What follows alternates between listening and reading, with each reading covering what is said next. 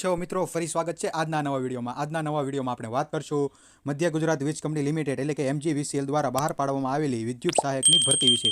તો ચાલો મિત્રો શરૂ કરીએ આજનો આ વિડીયો। ભરતી વિશે વાત કરીએ તો મિત્રો MGVCL દ્વારા આ ભરતી બહાર પાડવામાં આવેલી છે। પોસ્ટનું નામની વાત કરીએ તો મિત્રો વિદ્યુત સહાયક માટેની આ ભરતી બહાર પાડવામાં આવેલી છે, જે માટે કુલ 62 જગ્યાઓ માટે આ ભરતી લેવામાં આવશે। નોકરીની સ્થાનનું વાત કરીએ તો મિત્રો ગુજરાતમાં ગમે તે સ્થળે તમને નોકરી મળી શકે છે। તો મિત્રો અરજી 15 જુલાઈ 2025 થી અરજી શરૂ થઈ ગઈ છે અને અરજી કરવાની છેલ્લી તારીખ 4 ઓગસ્ટ અને 2025 હશે મિત્રો। ઓનલાઈન અરજી કરવાની રહેશે। પગાર કેટલો મળશે મિત્રો? પગાર 48,000 થી લઈને 1 લાખ સુધીનો પગાર તમને મળી શકે છે।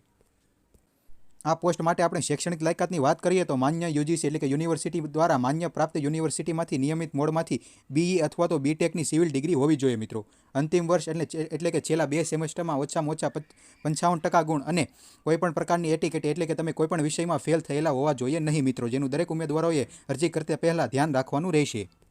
ઉંમર મર્યાદાની વાત કરીએ તો બિન અનામત માટે 35 વર્ષની ઉંમર, અનામત EWS સહિત 40 વર્ષ, મહિલાને 5 વર્ષની છૂટછાટ, દિવ્યાંગજનોને પણ 10 વર્ષની છૂટછાટ આપવામાં આવશે મિત્રો। ભૂતપૂર્વ સૈનિકને 10 વર્ષની છૂટછાટ। મહત્તમ ઉંમર 45 વર્ષ છે મિત્રો। 45 વર્ષથી વધુ વયની વ્યક્તિ આ માટે અરજી કરી શકશે નહીં મિત્રો। ઉંમરમાં છૂટછાટ અને પાત્રતાને વધુ ચોક્કસ માહિતી માટે ઓફિશિયલ નોટિફિકેશન જોઈ લેવી મિત્રો, જેની લિંક આપણા ડિસ્ક્રિપ્શન બોક્સમાં આપેલી છે।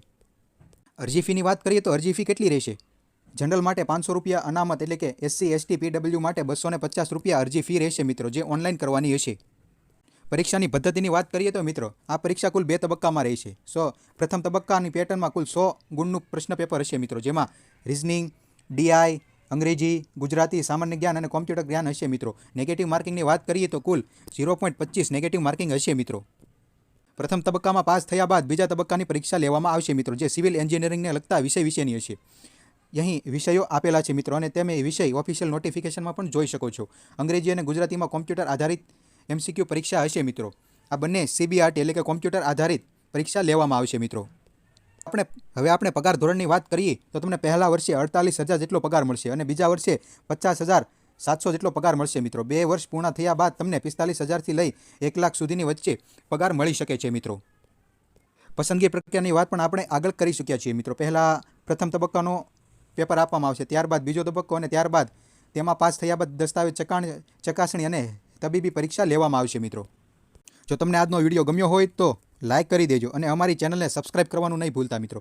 જે પણ વિદ્યાર્થી મિત્રો એન્જિનિયરિંગ કરેલું છે અને જેના માટે આ વિડીયો ઉપયોગી છે તેના સુધી પહોંચાડો મિત્રો। તમારો ખૂબ ખૂબ આભાર મિત્રો આજનો આ સંપૂર્ણ વિડીયો જોવા માટે। આવી જ રીતે અમારી આ ચેનલને સપોર્ટ કરતા રહો, જેથી તમને માહિતી મળતી રહે।